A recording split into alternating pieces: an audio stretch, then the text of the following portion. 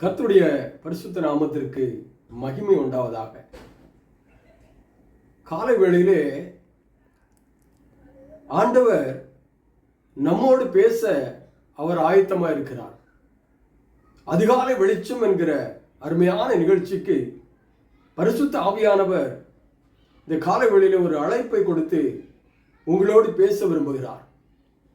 அவர் பேசுவதற்கு நமக்கு கொடுக்கப்படுகிற ஒரு அருமையான ஒரு வார்த்தை எபிரேயர் 12ஆம் அதிகாரம் 2வது வசனத்தை அதிகாலை வெளிச்சம் என்கிற நிகழ்ச்சியின் மூலமாக உங்களோடு ஆண்டவருடைய வார்த்தை புறப்பட்டு வருகிறது.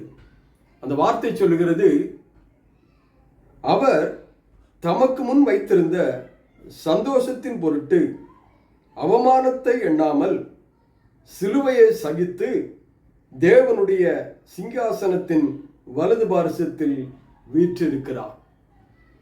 அவர் ஆண்டவராகிய இயேசு கிறிஸ்து தமக்கு முன்பாக வைத்திருந்த சந்தோஷத்தின் பொருட்டாக அவமானத்தை எண்ணாதபடி சிலுவையை சகித்தார்.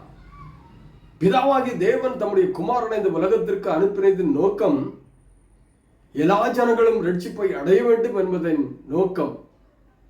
எல்லா ஜனங்களும் கிறிஸ்துவை அறிகிற அறிவினால் நிரப்பப்பட வேண்டும் என்கிற நோக்கம்.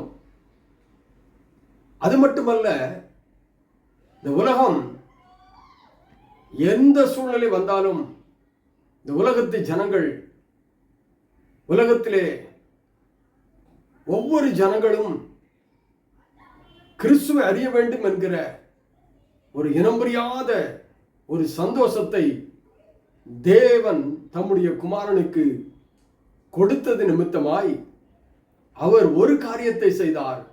சிலுவையை சகித்தார், அவமானத்தை சகித்தார், பாடுகளை சகித்தார், வேதனைகளை சகித்தார், துக்கங்களை சகித்தார். எதற்காக?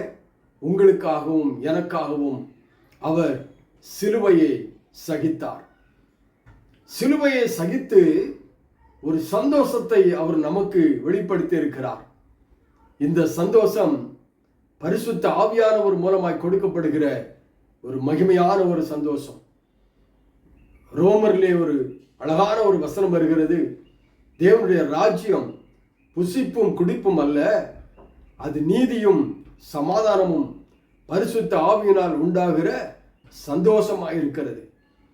அப்படியானால் அன்பான தேவ ஜனமே, சந்தோஷத்தை இழந்து துக்கத்தோடு இருக்கிற ஜனத்திற்கு என் ஆண்டவர் இந்த காலவெளியில் பேசுகிற வார்த்தை, அவர் அவமானத்தை சகித்தார்.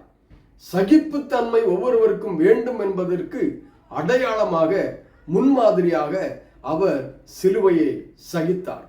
நம்முடைய வாழ்க்கையிலே பிரச்சனைகள் வரும், போராட்டங்கள் வரும், தேவையில்லாத காரியங்கள் மனிதர்கள் பேசுவார்கள்.